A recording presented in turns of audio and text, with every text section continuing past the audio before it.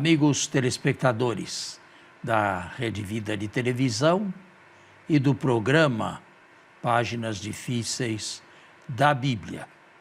Nós vamos e voltamos e nós giramos a Bíblia no espaço de alguns anos. E no nosso programa sempre tem gente nova, ouvintes e telespectadores novos.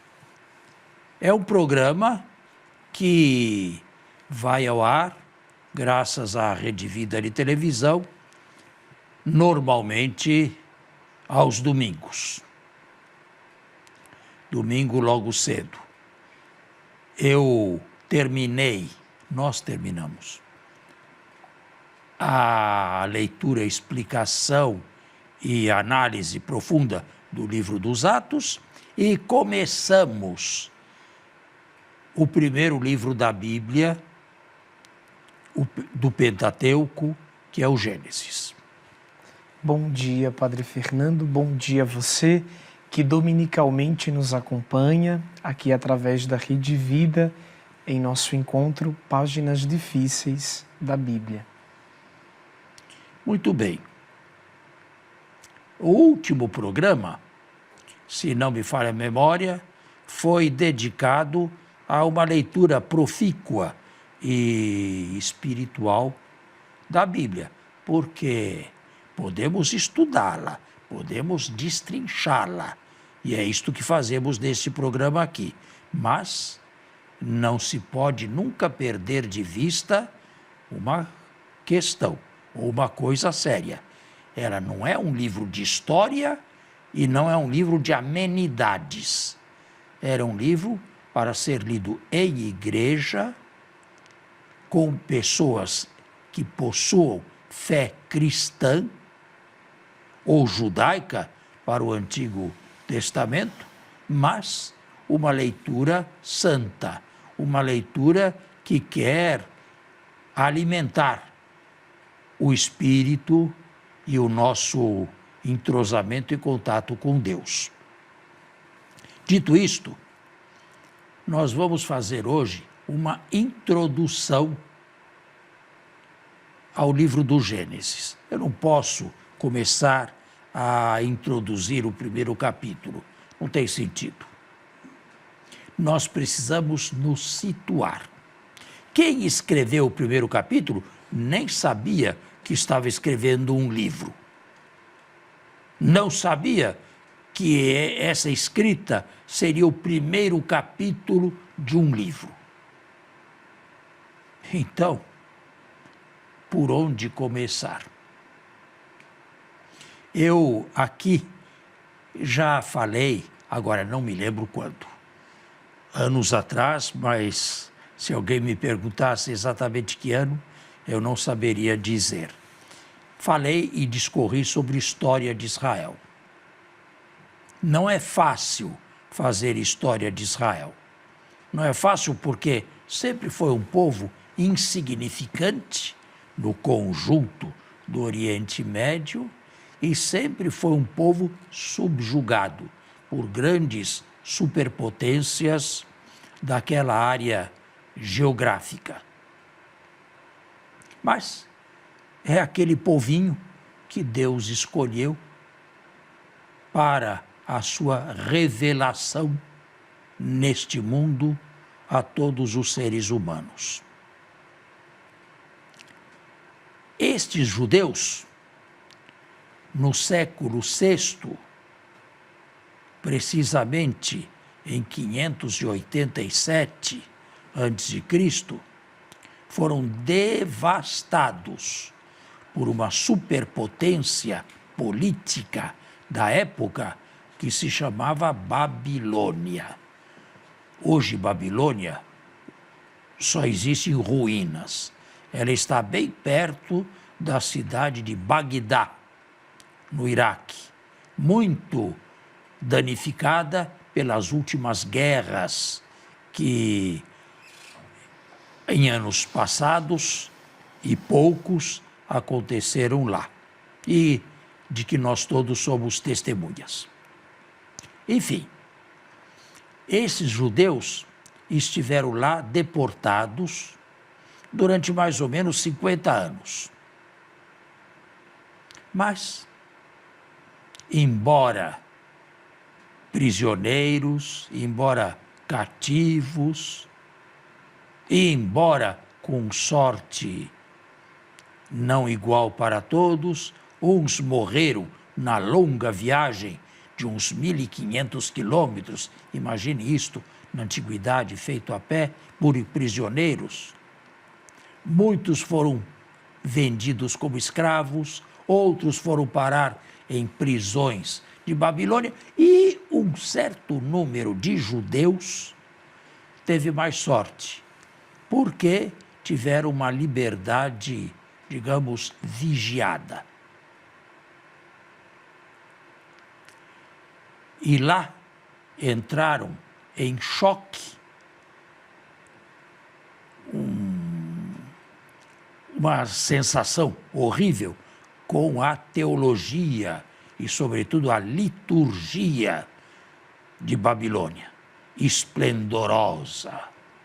O Deus Marduk, Senhor do cosmos, Senhor da criação, aquele que criou de uma luta contra Tiamat o mundo em que vivemos. Tudo isto mitologia babilônica. Os judeus não estavam acostumados com esse tipo de Deus ou de divindade. Era celebrado o seu dia no Ano Novo e saía a procissão pela Via Sacra de Babilônia com a imagem do deus Marduk e os outros deuses dos povos vencidos atrás. E por último, como o Deus dos judeus não tinha imagem, os utensílios e os vasos sagrados que foram tirados e roubados e levados do templo de Jerusalém. Estão seguindo? Sim. Está claro? Era o dia da criação, primeiro dia do ano. O dia em que se comemorava a criação do universo por Marduk. Esse grupinho de judeus, lá prisioneiros ou em liberdade vigiada, foi reagindo contra este modo de ver, contra esta religião, contra esta liturgia, contra esta procissão. E, sem terem perdido a fé, parece que, pelo contrário, a foram purificando pouco a pouco, chegaram à conclusão de que não era Marduk o Deus da criação, mas o próprio Deus, chamado Yahvé, o Deus do povo vencido, era este o Deus da criação. Padre, enquanto o senhor nos comenta, né, falando-nos sobre a história de Israel, primeiro eu abro um pequeno parêntese para lhe parabenizar, né, pela coesão histórica, e também aproveito para dizer como eu posso rememorizar em mim o momento que tive história de Israel contigo há uns bons anos atrás. Mas chamou minha atenção, e talvez tenha chamado também a atenção do nosso telespectador, o fato de o senhor nos introduzir partindo da história de Israel, sobretudo no exílio da Babilônia. Com isso, o senhor quer nos dizer que o livro que mais para frente vamos adentrar, ele é fruto desse momento histórico? Antes do exílio, essa é a minha pergunta, não existia este livro e os demais livros do Pentateuco, que é a coleção no qual ele compõe? Não. Esses livros aí não existiam, não. Melhor, eu estou falando de uma pré-história, porque quem reagiu contra esta teologia toda, esta liturgia toda, foi um grupinho de judeus dentre os quais alguns sacerdotes. E estes escreveram um texto da criação próprio, não Marduk, mas o nosso Deus. E não através de uma luta cosmogônica com Tiamat, mas através da voz. Simplesmente Deus diz e a palavra de Deus é eficaz. Ele não tem rival, ele não luta contra ninguém. Deus diz, faça-se a luz, e a luz é feita. Deus diz, faça-se o sol, faça-se a lua, os dois astros são criados. Vamos fazer um intervalo e já voltamos.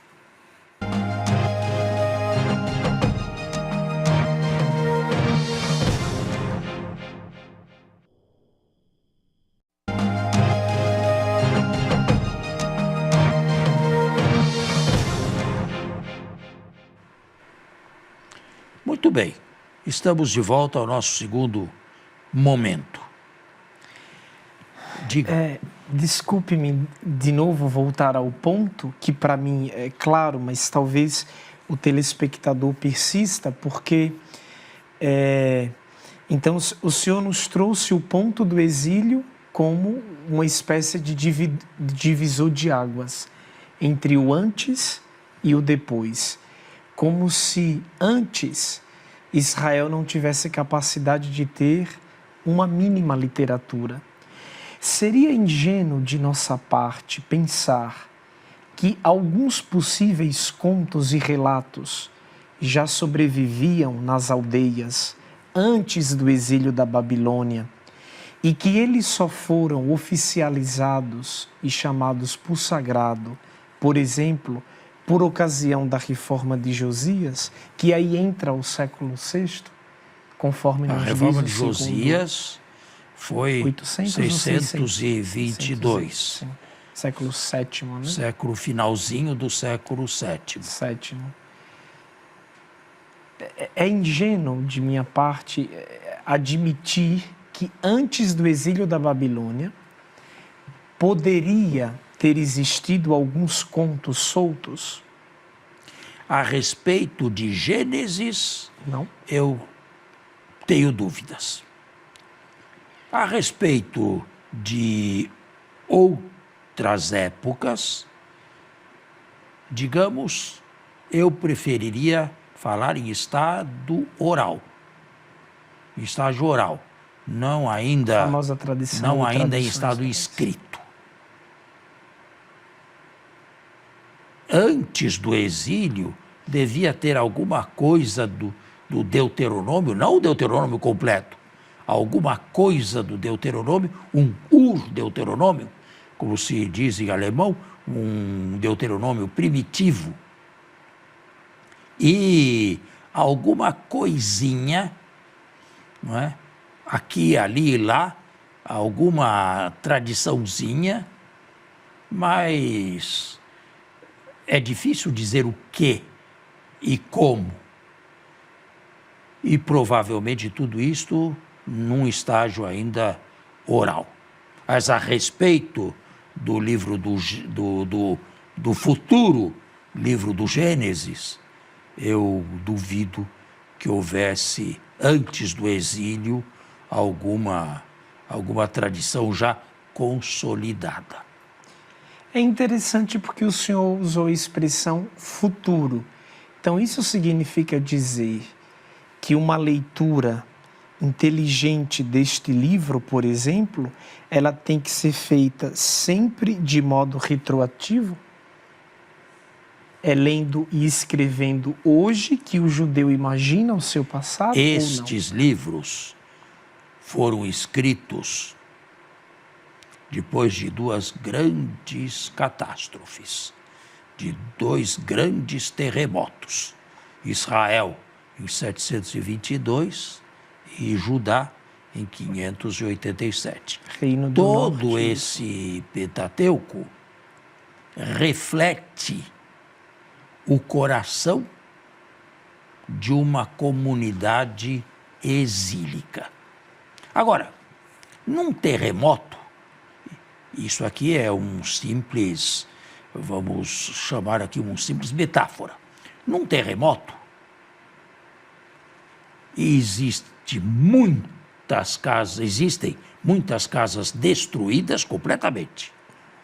Existem casas que foram parcialmente destruídas e uma outra peça, uma outra construção que sobrou em pé. O atual livro do Gênesis reflete o coração de uma comunidade pós-exílica pensando o seu passado, imaginando o seu passado. Mas esses capítulos os futuros capítulos da criação, não podemos nem chamar isto aqui de capítulo, porque ninguém imaginava que estava escrevendo um livro, né? Esses aqui são da época, ao menos o primeiro e o segundo, da época do exílio. Bem, eu dei o pano de fundo da composição deste primeiro capítulo. É uma réplica judaica, exílica, contra uma religião triunfalista, que era a religião de Babilônia. Isto mais tarde. Este escrito, que é um escrito de oposição, e parece que a polícia de Babilônia não viu nada de terrorismo nisto, porque deixou que circulasse. Este texto, mais tarde, foi juntado a outros textos, a outros contos, a outras tradições, a formar o livro do Gênesis em duas partes. Uma primeira parte dedicada à criação, que seria uma espécie de chão para introduzir Israel, porque senão Israel teria vindo de onde? Não, Israel veio de um conjunto de povos. Era preciso colocar um chão, era preciso um horizonte. Aí, diversas tradições foram colocadas umas ao lado de outras, dando para o leitor futuro uma imagem de sequência, mas sequência artificial, e é o que mais tarde ainda, por volta do século V, foi produzido ou publicado com o nome de Pentateuco. Torá para os judeus. Pentateuco é uma palavra bem mais recente, bem mais próxima de nós. Agora podemos ler este livro, ou melhor, podemos ler este capítulo. Ô padre, ainda falando sobre o livro, o leitor, mesmo desprovido de teologia, se algum dia já o folheou, pôde perceber que nele existe muito a palavra gerações, o Toledote, né? Poderia-se dizer que em muitas partes narrativas deste livro, o que predomina é essa sequência lógica de narrações? Esse é um termo tonificado na obra, ou ele não é o essencial da obra, ou ele não é o núcleo da obra? Isto aqui, o que você chama de obra, é um conjunto de tradições avulsas na sua gênese e no seu estado inicial. Elas foram colocadas ao lado umas das outras através do artifício literário de gerações. A ossatura do livro do Gênesis são as gerações. Isso se pode dizer. Mas isto quando o livro, a partir de tradições soltas e avulsas, foi compilado e foi escrito. Mas quando a gente hoje consegue unir as tradições, é possível perceber contradições nelas? Ou elas passam a impressão, incoerências, tensões, ou elas passam a impressão de uma coesão lógica? Uma não que passam, segue a outra. Não passam. A costura, chamemos-la a costura literária, de uma tradição, de um texto em outro, às vezes deixa a desejar, do ponto de vista da coerência. Por exemplo, Caim mata Abel. E depois tem medo de ser assassinado por alguém. Mas quem mais existia? Mas aí eu posso levantar uma chave hermenêutica. Não. O Criador existia. Os dois textos não eram absolutamente sequenciais. Foram juntados, foram criados. A história de dois irmãos, de si, nada tinha a ver com o parente, com os pais. Era uma história de dois irmãos e acabou-se. Quando os textos foram coligidos e juntados, então se fez de dois irmãos os filhos de Adão e Eva, sem uma certa incoerência. O dado, ou essa reflexão, ela não empobrece a realeza espiritual que o texto traz consigo? Por quê? Essa tentativa de, por exemplo, perceber que tradição está localizada em que lugar e que uma não proveio da mesma fonte da outra, este modo de perceber a literatura bíblica não a empobrece espiritualmente falando, a seu ver? A meu ver, não. Porque eu faço uma leitura assim, profunda do texto, mas sou capaz de pegar esse texto para meditação também. E isso não seria uma espécie de contradição? Não, pular seriam dois níveis. Nós temos que encerrar o nosso programa, mas continuamos porque está longe de acabar isto aqui. Até o próximo domingo e muito obrigado pela audiência. A você e a sua família, um abençoado domingo e uma boa semana.